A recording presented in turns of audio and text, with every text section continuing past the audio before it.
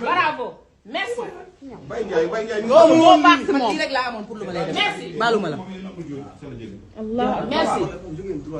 Merci.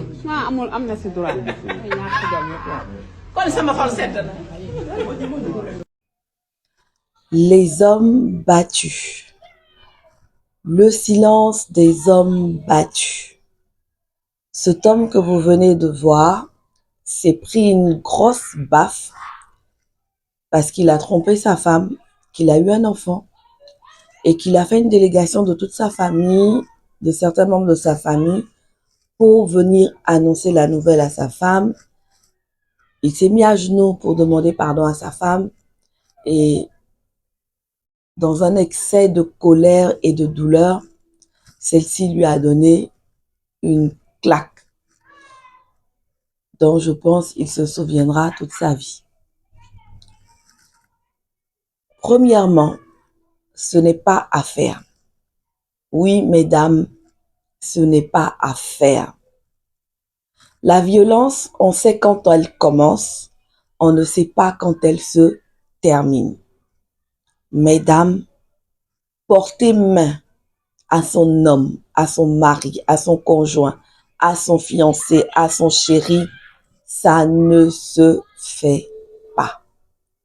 Interdiction totale de lever la main, ça ne se fait pas. Vous avez le droit d'être mécontente. Vous avez le droit d'être, comme on dit, enragée. Une telle information, c'est sûr, ça fait mal. Devant tout le monde, on vient t'annoncer que tu as été cocufié, que ton mari a une autre femme dans sa vie, il a un autre enfant. Ça fait mal, c'est vrai. Je suis la première bien placée pour vous dire que ça fait mal et ça fait très, très, très, très mal. Mais je vous en prie, le fait que vous ayez mal ne vous donne pas le droit de faire tout et même n'importe quoi. On ne tape pas. J'ai vu des commentaires qui ont dit, oui, si c'est moi, on serait parti à l'hôpital, ça se serait terminé à l'hôpital. Pour vous dire quoi? Le monsieur dans la vidéo, il a été assez surpris par la réaction de sa femme. Il ne s'y attendait pas du tout. Je pense que tous ceux qui étaient dans la salle avec eux, aucun n'a pensé à ce scénario-là. Et surpris, il a eu de la retenue. Ou du moins, il n'a pas eu le temps de réfléchir pour pouvoir réagir. Mais ça ne va pas toujours se passer comme ça, mesdames. Certains hommes vont réagir et vont réagir très mal. La réaction, elle peut venir là, du tic au tac, avec un autre coup aussi. Comme elle peut ne pas venir sur le champ, comme on a assisté dans la vidéo. Mais après, il y a une dame qui a écrit en commentaire, cette femme-là, elle vient de légaliser et de formaliser la présence de la maîtresse de son mari dans sa vie. Après cet acte-là, c'est sûr qu'il aura une double vie, en tout cas tant que celle qui est au dehors le voudra. Et cautionné en plus par la belle famille qui va se sentir aussi humiliée comme le fils qui a pris une baffe. Donc vous voyez que la réaction, elle peut ne pas venir tout de suite, mais par la suite, votre acte peut susciter, va entraîner des conséquences qui vont vous être dommageables. Une femme peut dire, oui, mais de toutes les manières, qu'elle est giflée ou qu'elle n'est pas giflée, c'est pas ça qui va empêcher le monsieur de continuer de la tromper. C'est peut-être vrai, mais l'acte qu'elle a posé va venir justifier la bêtise du monsieur à ses propres yeux, à sa propre conscience, à sa propre morale et aussi devant les personnes qui l'accompagnent dans son infidélité, qui s'en cachaient, aujourd'hui vont s'en donner à cœur joie, sont libres. Elle vient par ce acte de violence-là leur enlever toute gêne de pouvoir accompagner leur fils, leur ami dans son infidélité. Donc, la violence, elle est négative. Négative. Rien ne la justifie. Alors là, rien. Gardez-vous d'avoir des actes de violence. Homme battu. Ce monsieur qu'on vient de voir qui a reçu une gifle, il y en a. S'il y a l'un des crimes qui est le plus mis en sourdine ici-bas, c'est bien celui des hommes battus. Une femme qui est battue, bon, à la limite, sous certains cieux, ça ne dit absolument rien parce que c'est le quotidien. Ça ne fait plus les choux gras. Ça ne fait plus l'actualité. Sauf quand, peut-être mort s'ensuit. Mais sinon, c'est devenu le quotidien maintenant, on s'en fout, ça fait plus la une des journaux. Mais un homme qui est battu, ça reste encore très gênant et ça reste encore un tabou. Parce que l'homme prend ça, mais plus qu'une humiliation. Humiliation de chez humiliation.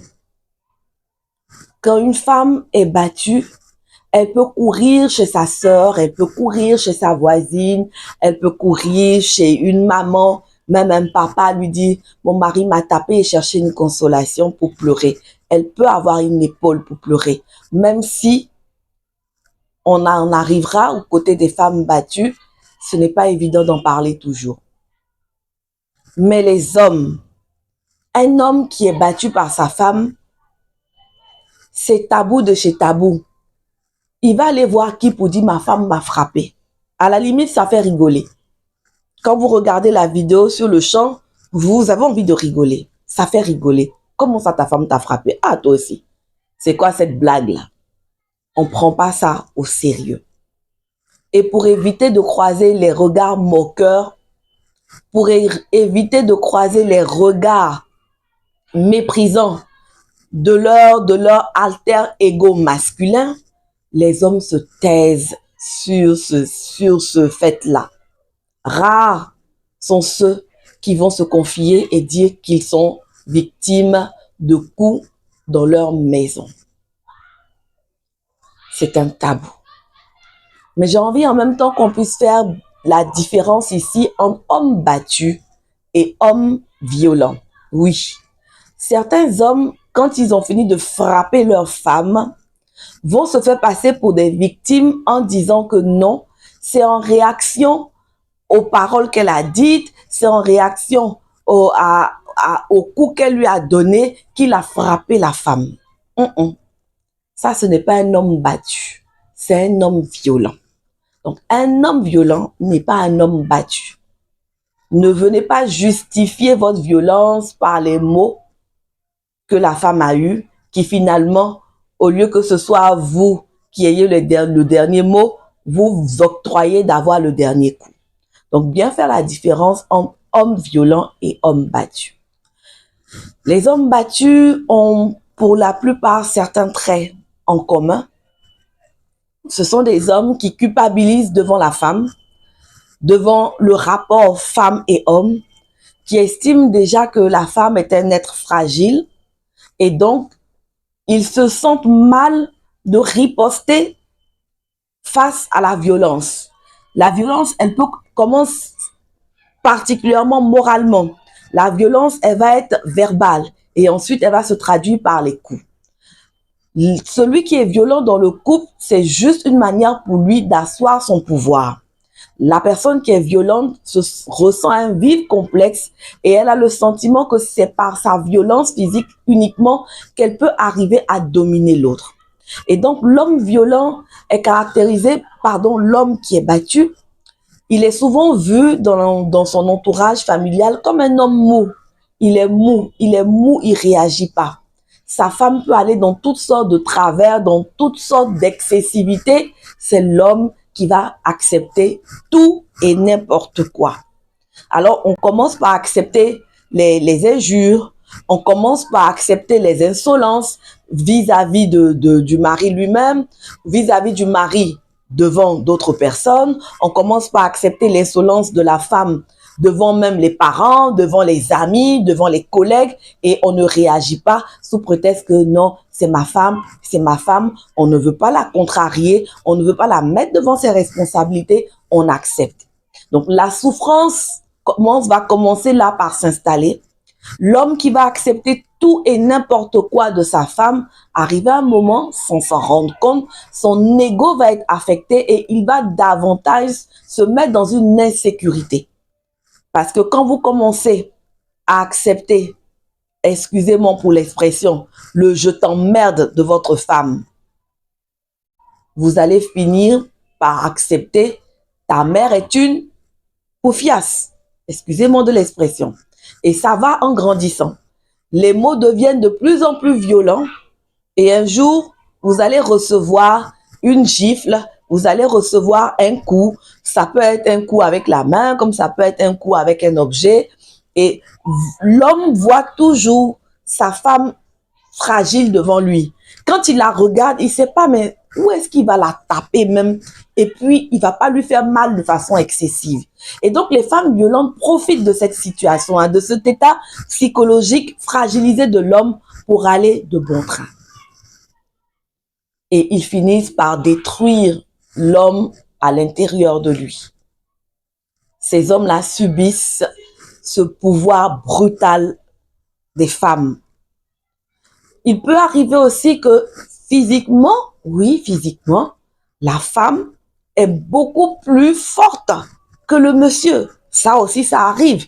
Et le monsieur, il se sent vraiment dans un état d'insécurité totale où il sait que quel que soit ce qu'il va faire comme riposte, il ne peut pas venir physiquement à bout de la femme. Et dans cet autre cas-là, c'est encore plus grave. Parce que même quand il essaie de se défendre, la correction qu'il reçoit en retour est terrible. Et ça, les hommes ont du mal à en parler. Les hommes ont du mal à en parler. La souffrance, le silence des hommes battus. Je voudrais lancer un appel à toutes ces femmes qui vont m'écouter. Si vous êtes violente vis-à-vis de votre mari, que ce soit verbalement, que ce soit physiquement, je vous exhorte à consulter un médecin, un psychologue, un psychiatre, parce que la violence entretenue et déversée sur les autres, c'est une forme de maladie qui ne dit pas son nom.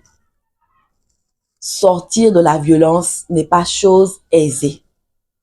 Prenez l'engagement de partir consulter, de vous faire aider afin de libérer votre mari de l'esclavage dans lequel vous le maintenez, de la souffrance dans laquelle vous le maintenez.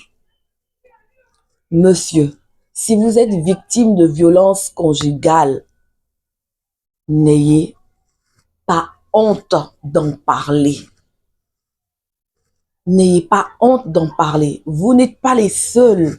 Certaines associations en Occident disent que autant il y a des femmes battues, autant il y a des hommes battus. Pour dire tout simplement que vous n'êtes pas un cas isolé. Il n'y a pas de honte à demander de l'aide à sortir de ce cycle de violence. Parce que comme je le disais au début de mes propos, on sait comment la violence commence, mais on ne sait pas comment elle se termine. Madame, un homme qui encaisse et il encaisse. Le jour où il décide de faire comme vous, ça peut vous être fatal. Donc, arrêtez. Faites-vous aider, madame. Faites-vous aider, monsieur. Se faire aider ne signifie pas forcément divorcer ou se séparer.